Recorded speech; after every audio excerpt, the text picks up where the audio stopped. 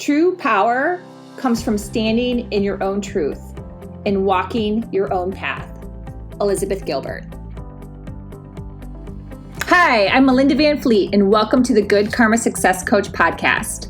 I'm an author, speaker, and success coach who helps women believe in themselves, build confidence, and take action. In 2009, my husband Ryan and I were laid off at the same time, and we moved to the Florida Keys without jobs, not knowing anyone, hardly any money, and we never even been here. But we made it. And now, not every day is sunshine and rainbows, but we're living our best lives. All along in our journey, I've always said that someday when we get our shit together, we will help others. So each week, my intent is to be relatable and bring you tactical tips, tools, share my learnings and stories that can help inspire or transform you wherever you are in your career or general life and make an impact. I strongly believe that if I can do it, you can do it too. So what's stopping you? Real quick before we begin, I am so excited. Confidence Mastery for Couples is live on Amazon, paperbook, ebook, and Audible. So check it out. I would love to hear from you. Thanks. Now on to the podcast. Hi, everyone. Thank you for joining me this week. I am so appreciative of each and every one of you. I celebrate all of you, and I am always elated when I hear from you that you listen to the podcast, that you applied something, or that you had something to add to it. I would love to hear that too. I'm always learning and growing and tweaking and pivoting. And I don't consider them mistakes. I consider them just learnings and part of life's journey. So feel free to reach out to me.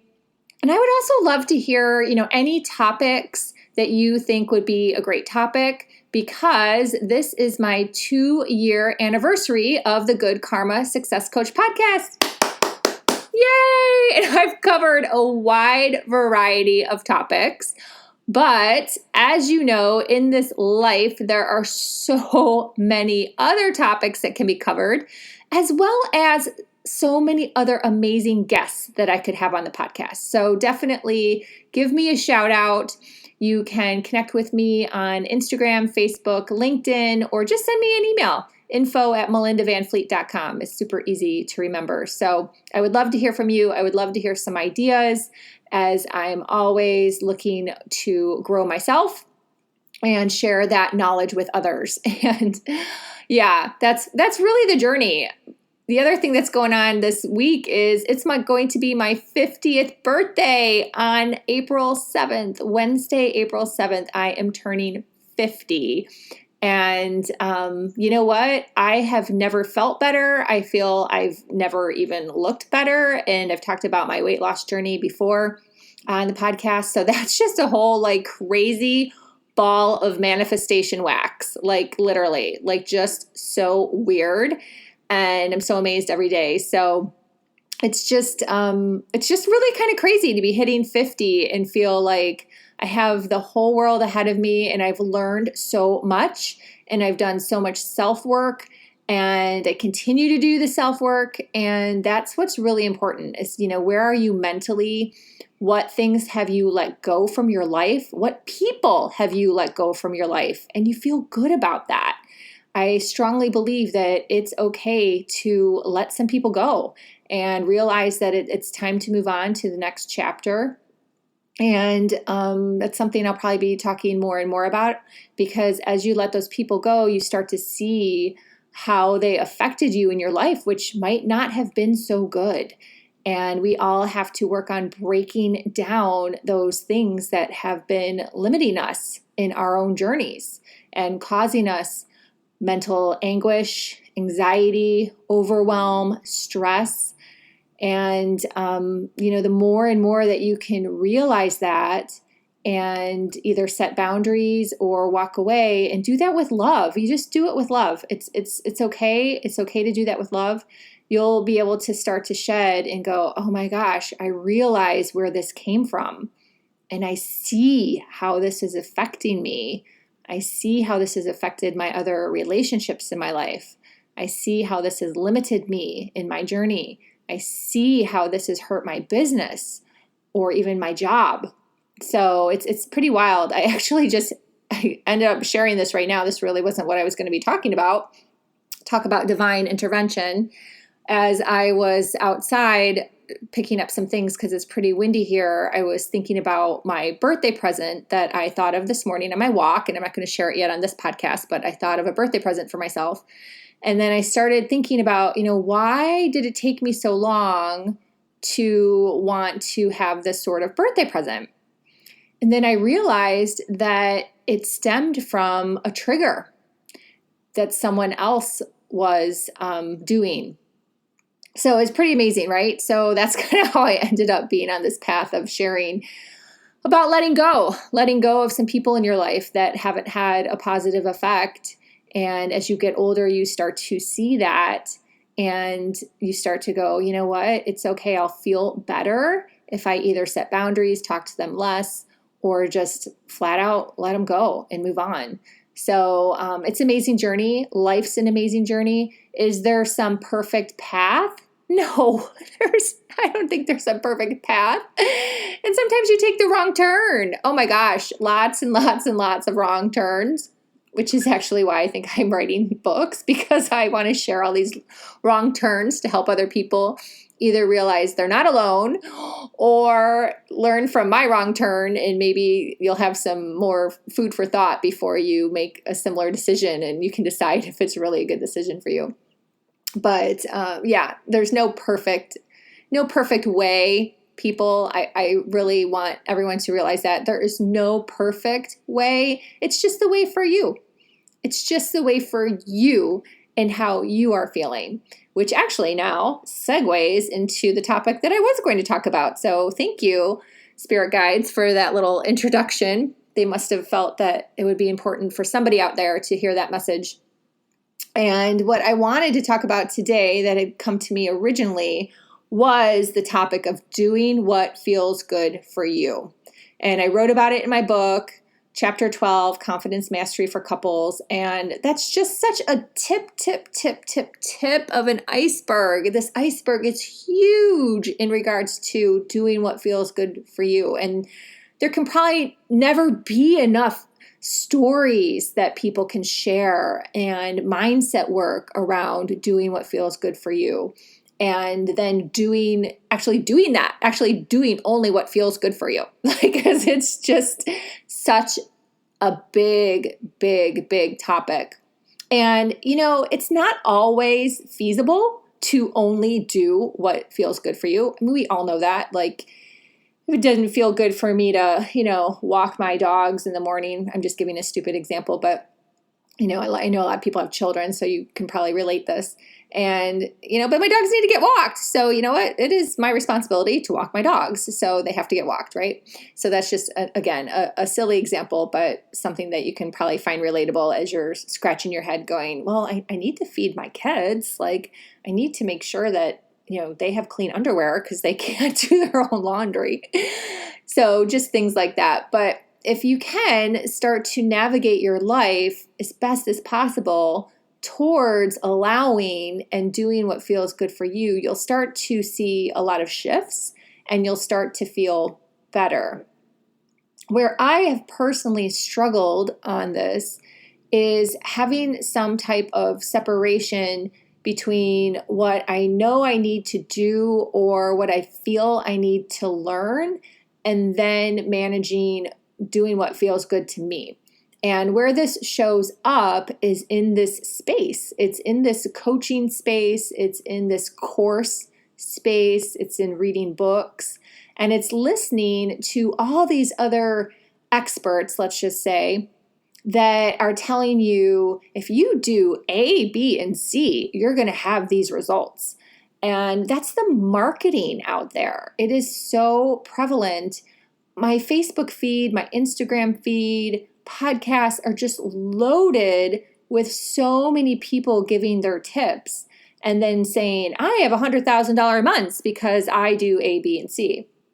And what's really missing out of that we have to override our human brain, we have to override this in our human brain, is that there's so many other factors and variables that have gone into their results, right? That they aren't sharing on a podcast, for example, because number one, it's just a podcast. It's not very long.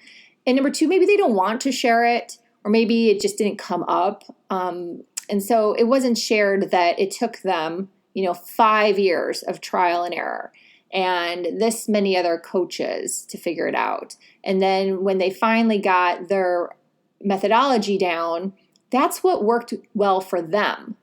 That's what they ended up feeling in alignment with, right? So it's very interesting to me because I have always been that person that takes little bits from everybody. A little bit from here, a little nugget there, a little tip there, a little tip there. And then I mash it up and I put it in my own blender, in my own brain. And then I see what spits out, right?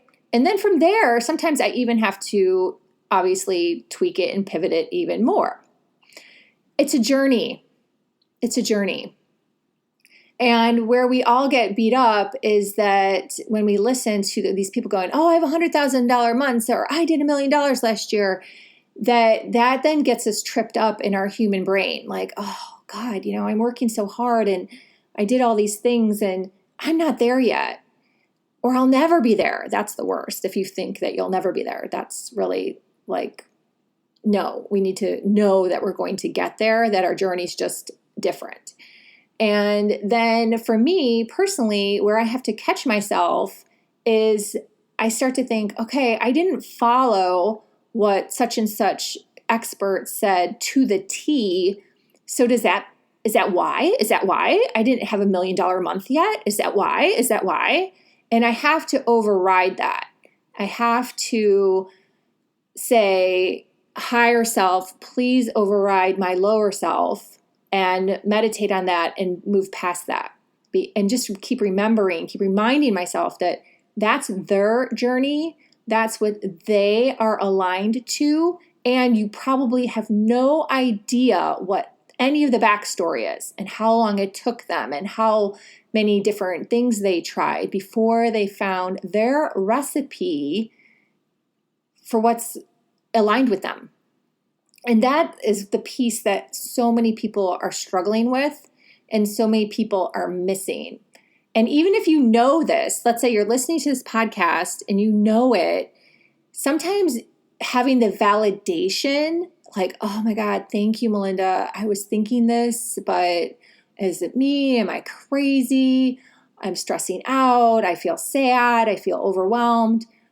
Or you just need to remember it, right? Because how much content there is out there that, heck, we forget. We forget, oh my gosh, I've said this before, if you can pick up your favorite book again and start to read it again, you'll be so amazed. You'll be like, oh, thank you for the reminder. Or thank you for showing me something that I missed the first time I read this book. So any of those things, I would hope one of them at least would relate to you, where you would go, oh yeah, you're right. I do know this. I just needed the reminder. Thank you, thank you, thank you. Or I've been thinking this. And when I say that, that does not come from ego. If someone says to themselves in their brain, oh, I was thinking that. That's just your intuition and you getting stronger to believe in your intuition, to know your intuition. And that takes practice. That takes a lot of practice. I have practiced that and practiced that and practiced that since I was probably in my 30s. And I was recalling something the other day to somebody who said to me that my superpower is that I get it, which is true.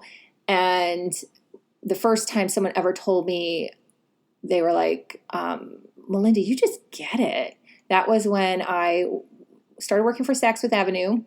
I was, 23 years old? Maybe 24, just for argument's sake. And I just started, it had been a couple months, and my boss said to me, she was like, you just get it. And I was like, I do.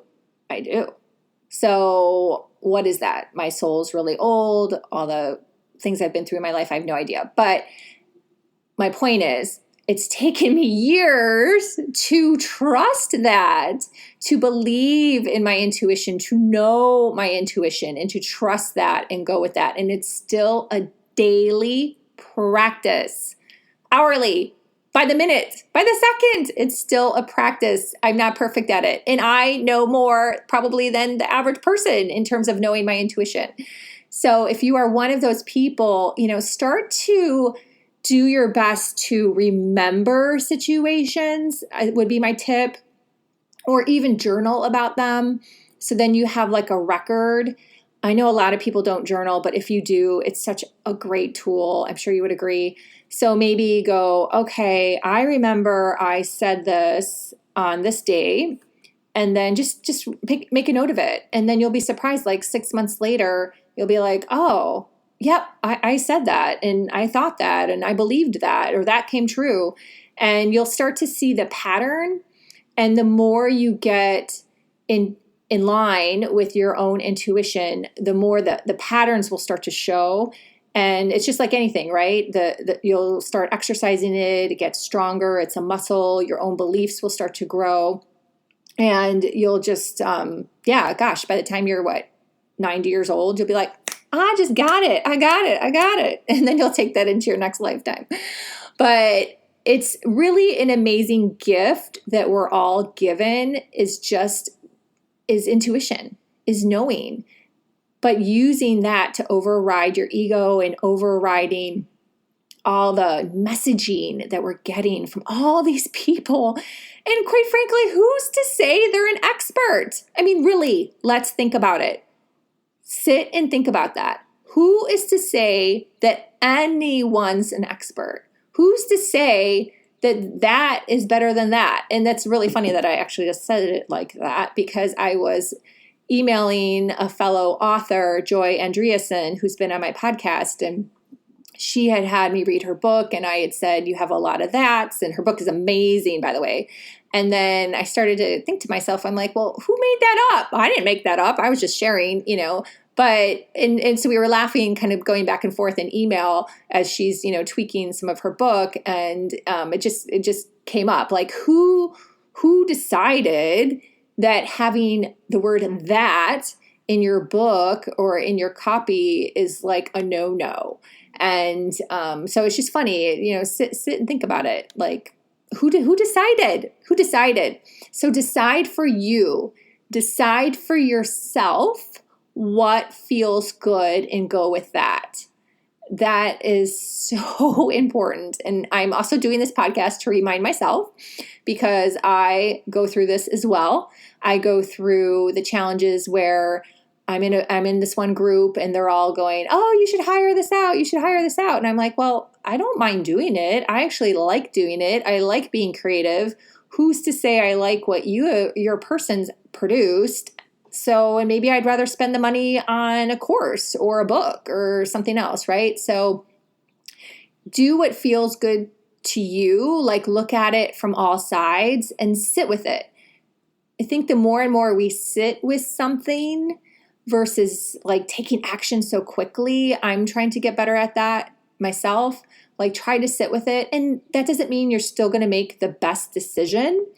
I think I've screwed up a couple times this year on this already, going, oh, this person will be really great to work with. And now I'm like, oh God, I don't know.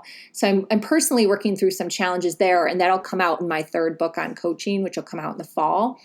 But like I said, it's a journey. It's a journey, and no one's going to have this perfect path. And we all need to be a little more kind to ourselves, a little kinder, and practice some self-love and self-care and forgiveness. Forgive yourself if you've made the wrong turn, and forgive yourself if you're beating yourself up. Like, forgive yourself and recognize it and move past it. Again, a really amazing affirmation that has changed my life. I heard it from a reader in the fall. It was a private reading, and she told me this affirmation, and I use it all the time. And it is, higher self, please override my lower self. And I can easily say that. I can remember it. I had it written down at first, and now I can remember it. And that's how I work with affirmations. I write them first, and then they get into my brain, like I memorize them. And then I can just boop, pop them out. So, higher self, please override my lower self. And I say it about 3 times. whenever I feel my brain like going down a path that I don't want it to go. So whether that's something in regards to not feeling good about myself, or let's say some judgment pops up because that's something I've really had to rewire in my life, which I've talked about before because I know where it comes from. And, just things. We all have things. We all have lots of things that pop up in our brains. So if you can remember to say the affirmation and sit with it and feel it, higher self, please override my lower self, and say it several times, 3 to 5 sometimes works for me. It will really help change your brain pattern and free up some brain space. So I think this podcast went a little longer than what I thought, but obviously this is what came through me today. And again, it is my 2-year anniversary. It was April 1st, was my 2-year anniversary of the Good Karma Success Coach podcast. So thank you for being a listener. I appreciate it. I would love to hear from you. That just lights me up. I'm so grateful when I hear from people, when someone just out of nowhere sends me a message and they're like, "Oh, I love your podcast." And I'm like, "Oh my gosh, thank you." It's just really cool. It's just fun. And I just really hope I help someone out there. So again, you can follow me on Facebook, LinkedIn, Instagram, Melinda_Van Fleet. And my website is goodkarmasuccesscoach.com. Feel free to check it out. All things are on the website. It's always where I put everything. My poor SEO, he's so great.